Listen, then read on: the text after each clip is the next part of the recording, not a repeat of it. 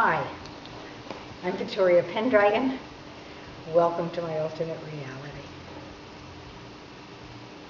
This piece I'd like to talk about today is numbers and synchronicities in general. People tend to put an awful lot of, I'm not sure what even to call it, stock perhaps, in the amazement of glancing at the clock just when their birthday date is on there. So it says, you look at the clock and it says 10:14, you're like, oh, it's my birthday. It's a sign of some sort. Probably not so much. Synchronicities are all over the place. And if they're a sign of anything, they're a sign that everything is just flowing along nicely.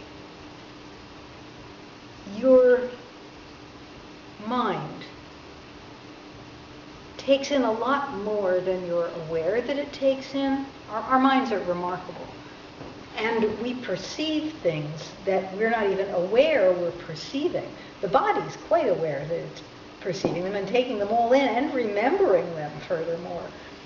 But every once in a while, we're aware enough to take notice that our mind is taking notice of something that we weren't particularly conscious of, perhaps because we weren't fully in the moment.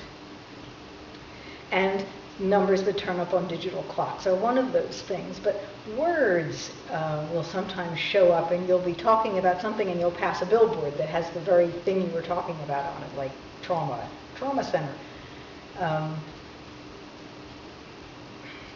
It's not a sign. People sometimes view those things as something remarkable.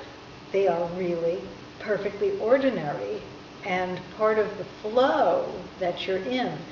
And if anything, a sign that your life is just proceeding nicely. This was really brought home to me when I had a job at a place called Business Card Express in Marlton, New Jersey. And I was handling orders that came in for business cards. And I noticed, because, things pass through your mind when you're working. You should be paying strict attention to what you're doing, but sometimes when what you're doing is a very rote kind of a thing, you can be pondering other things, noticing other things, hearing other things going on in the room around you, and be quite aware of them. And I discovered in sorting through piles of, let's say, orders for business cards from different companies that might come in and all be in a stack, I would notice that amongst the conversations that were going on in the room around me, somebody would be talking about getting a new set of tires, and bam, there would be a business card for tires, new and used. That sort of thing. Somebody else might be talking about painting the room a color, and the next card would be about that. Sometimes they would come in succession, 4 or 5 in a row, just related to whatever happened to be going on around there. And so I began to realize pretty quickly that this was really nothing extraordinary, and began to take note from there on that this sort of thing happens all the time. The more present I've learned to be with whatever is going on for me at the time, even like driving, for instance, as opposed to letting the mind wander off somewhere, paying attention. The more I pay attention, the more I see that these so-called synchronicities, which people have often looked at as magical and whatnot, are not really all that magical. They're just there, and they're everywhere. They are everywhere. So back again to kind of awareness, really, and paying attention. That's the Buddhist concept for living a peaceful life, is to pay attention to where you are. Pay attention to what you're doing.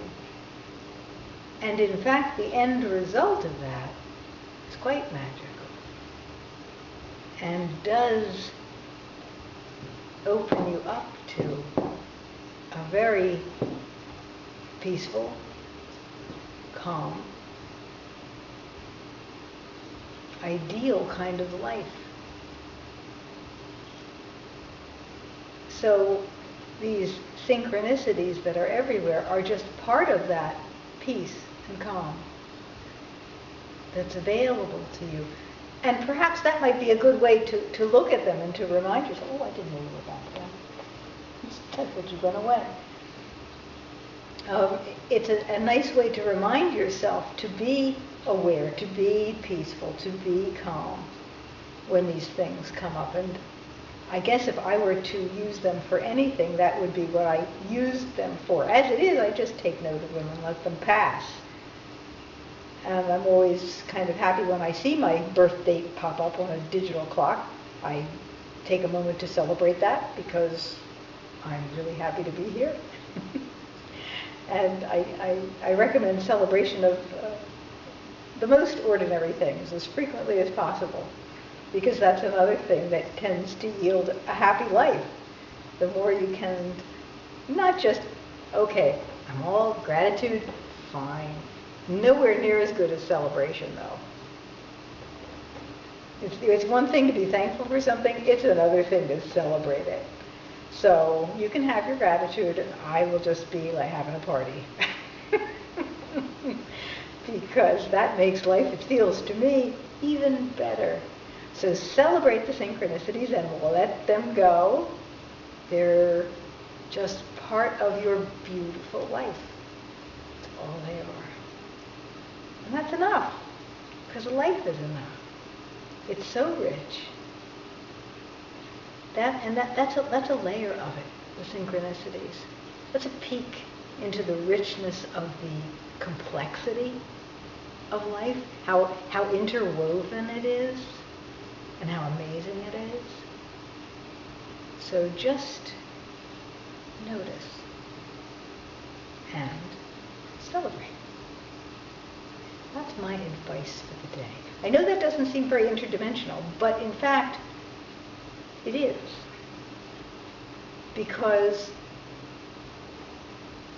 even though these things, these synchronicities, are taking place in your three-dimensional world, they are part of a flow and a pattern that is your life, that is connected in ways that you're not necessarily aware of.